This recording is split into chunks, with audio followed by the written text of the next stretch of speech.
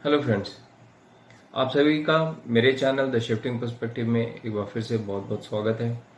आज हम आ, एक ऐसे टॉपिक पर बात करेंगे जो कि बर्निंग इशू है देश में। इसका बहुत विरोध हो रहा है। जो फार्म बिल आए हैं, 3 फार्म बिल आए हैं। पहले फार्म बिल पर हम बात करेंगे। पहला फार्म बिल है farmers produce trade and commerce promotion and facilitation bill 2020। इस पर बात करेंगे हम कि ये बिल क्या है। बहुत ही सरल भाषा में मैं आपको समझाऊंगा, जिससे कि आपको एक अंदाजा हो जाए कि ये बिल क्या है और इसका विरोध इतना क्यों हो रहा है पंजाब वगैरह में। एक तो इस बारे में हम जानेंगे। चलिए आपको सीधा टॉपिक पर बात करते हैं। तो farmers produce trade and commerce promotion and facilitation bill 2020 actually में जो फार्मर्स है उनका दायरा बढ़ाने की बात हो रही है। ये बात हो रही है कि फार्मर्स पहले एक मंडी में अपना अनाज, अपना जो प्रोड्यूस होता था उसको बेच पाते थे। सरकार का कहना है कि पूरे देश में एक तरीके से बाउंड्रीज को खोल दिया, मतलब जो वो ट्रेड करते थे वो ट्रेड बाउंड्रीज को और बढ़ा दिया जाएगा एक फार्मर के लिए, जिससे कि वो अपने स्टेट में अपनी जो जिसमें वो रजिस्टर्ड है उसके बाहर जा करके भी अगर उसको फायदा लगता है तो वो अपने प्रोड्यूस को बेच सकता है। इसका मतलब है जितने भी फार्मर्स हैं किसी भी स्टेट के, वो फ्री होंगे अपना प्रोड्यूस को दूसरे स्टेट में बेचने के लिए, out of the their own state, अपने इस राज्य के बाहर जिसमें कि वो रजिस्टर्ड नहीं है वहां पे भी जाकर के वो बेच सकेंगे अपना अनाज।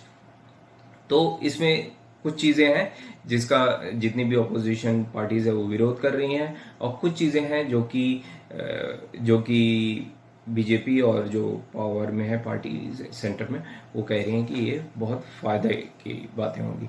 तो मैं आपको जो प्रमुख बातें हैं फायदे की और नुकसान की वो मैं बता देता हूं। ये एक ऐसा इकोसिस्टम क्रिएट करेगा, सरकार का कहना है कि जिसे कि फार्मर्स एंड ट्रेडर्स दोनों एंजॉय कर पाएंगे एक तरीके का freedom to sell and purchase farm produce, कि वो बेच सकें और खरीद सकें फार्म प्रोड्यूस अपने जो भी रजिस्टर्ड मंडीज है उसके बाहर भी। इससे क्या होगा, एपीएमसी बोलते हैं उसको, एपीएमसी के बाहर भी वो खरीद और बेच पाए। अब इससे होगा क्या? इससे होगा ये चीज कि अगर अगर जो जो भी अनाज वगैरह बच जाते थे, कहने का मतलब ये कि वेस्ट कम होगा। सरकार का कहना है कि अगर फार्मर्स बेच पाएंगे अपना प्रोड्यूस को बाहर स्टेट में भी, देन कम समय में काफी सारा ट्रेडिंग हो पाएगा।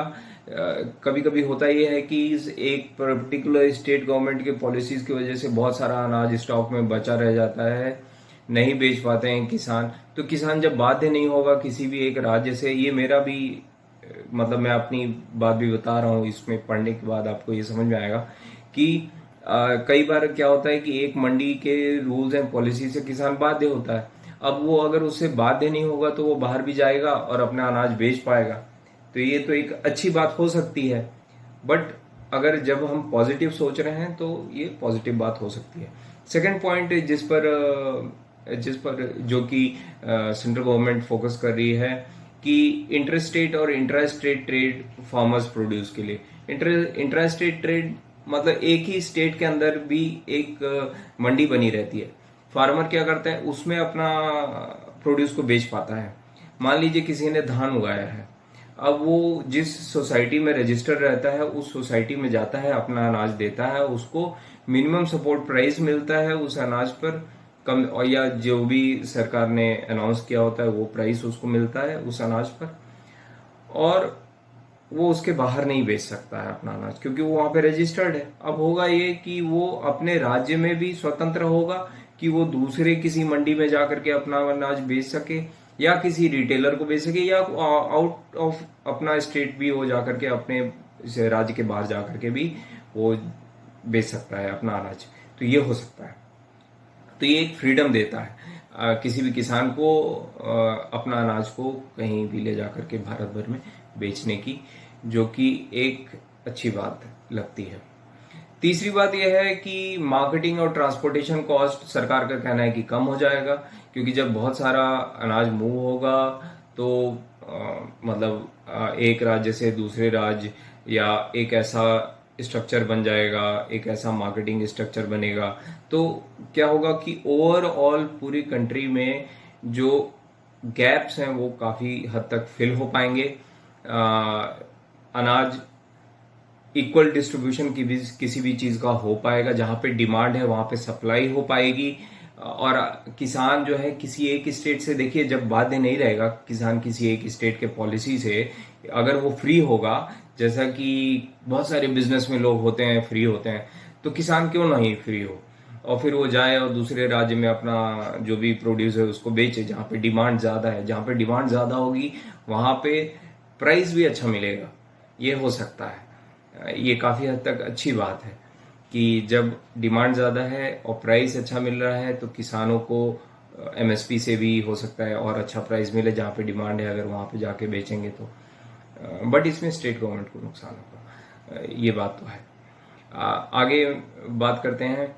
इसमें बात हो रही है कि एक इलेक्ट्रॉनिक ट्रेडिंग की, कि हम एक इलेक्ट्रॉनिक ट्रेडिंग प्रोवाइड करेंगे। मतलब उसके लिए तो इन फ्यूचर फिर एक अलग से व्यवस्था बनानी पड़ेगी। आज की डेट में एक इलेक्ट्रॉनिक ट्रेडिंग है ऑलरेडी, ई नैम, जिसमें कि जितने भी जितने भी मंडी में रजिस्टर्ड फार्मर्स होते हैं उनके खातों में पैसे स्टेट गवर्नमेंट डाल देती है जब वो भी अपना अनाज या अपना सामान बेचते हैं। तो ऐसा होता है। अब अगर नेशनल लेवल पे किसान अपना अनाज बेचेंगे तो उसके लिए एक अलग से जो है व्यवस्था बनानी पड़ेगी, एक अच्छे अलग से ई ट्रेडिंग व्यवस्था बनानी पड़ेगी। तो ये मुझे लगता है। और इसके अब बात कर लेते हैं नेगेटिव साइड, जो कि ऑपोजिशन बात कर रही है। ऑपोजिशन इसमें बात कर रही है कि जो भी स्टेट गवर्नमेंट्स है वो मंडी फीस वगैरह से जो है कलेक्ट नहीं कर पाएंगे स्टेट गवर्नमेंट्स, और स्टेट को बहुत लॉस होगा, रेवेन्यू लॉस। ये मैं बता ही चुका हूँ, ये थ्रेट है ऑपोजिशन पार्टीज को। और कमीशन एजेंट्स को बहुत नुकसान होगा, बिचौलियों को बहुत नुकसान होगा, ये कहना है ऑपोजिशन पार्टीज का। एक बहुत ही, देखिए हमारे देश में क्या है कि बहुत सारे कंज्यूमर गुड्स हैं। सिर्फ मैं ये एग्रीकल्चर तो एक एग्जांपल दे रहा हूँ, लेकिन एक एग्जांपल है हमारे पास जिसके विषय में हम बात कर रहे हैं। बट बिचौलिए जो हैं हमारे देश में, मिडिल मैन, उनका एक बहुत ही बड़ा लंबा स्ट्रक्चर है हमारे देश में, जो कि फार्मर से या मैन्युफैक्चरर से कंज्यूमर तक जाता है। इसके बीच में बहुत सारे लोग हैं जो छोटी मोटी इनकम कमाते हैं, कोई कमीशन एजेंट है, कोई कुछ है। मतलब ये सभी कमीशन एजेंट की जैसे एक शब्द प्रयोग किया गया है, लेकिन बहुत सारे लोग हैं बीच में जो काम करते हैं, मार्केटिंग से लेकर के, कोई प्रमोशन कर रहा है, कोई कुछ कर रहा है, कोई व्यक्ति है जो कि फार्मर्स को के प्रोड्यूस को ले जाके बिकवाता है, तो उसमें से 10%, 5%, 2% थोड़ा बहुत इनकम उनकी होती है। तो ये सारे लोगों को बेरोजगार हो जाएंगे, ऐसा कहना है अपोजिशन पार्टीज का। ठीक है। और एक बात है कि ई नैम, जैसे मैंने बताया कि ई नैम एक बॉडी है, एक व्यवस्था है जो कि कहना चाहिए कि ऑलरेडी वर्क करती है। जैसे इसको कहा जाता है national agriculture market, electronic national agriculture market, जो कि पैन इंडिया एक ये है, बॉडी है। तो सरकार इसको बढ़ा सकती है। अगर ये एक स्टेट में एक जगह पे महदूद है और एक जगह पे काम करती है ये बॉडी, तो इसको एक्सपेंड किया जा सकता है। और नेशनल लेवल पे कैसे एक व्यक्ति अगर बेचता है रिटेलर को, बड़े रिटेलर को, तो कैसे वो कमा सकता है, कैसे इंश्योर किया जाए कि उसके अकाउंट में तुरंत पैसा आए, जैसे ही इमीडिएटली ट्रांजैक्शन हो और गुड्स जो भी फार्म प्रोड्यूस है वो डिलीवर होता है, तो उसके अकाउंट में इंश्योर किया जाए कि with in 24 hours, 12 hours, 10 hours, 5 hours, जो भी है, इमीडिएटली पैसा आ जाए। तो ये एक बात है। तो ये मैंने आपको बता दिया कि मेन बात क्या है इस बिल को लेकर के। अभी मैं आपसे एक चीज़ और थोड़ी सी और डिटेल में शेयर करता हूँ कि इसमें क्या है ना कि बहुत सारे जो नेगेटिव बातें वो ये हैं कि जैसे मान लीजिए किसी की छोटी सी ज़मीन है, कोई बहुत ही गरीब किसान है, तो उसका क्या होगा?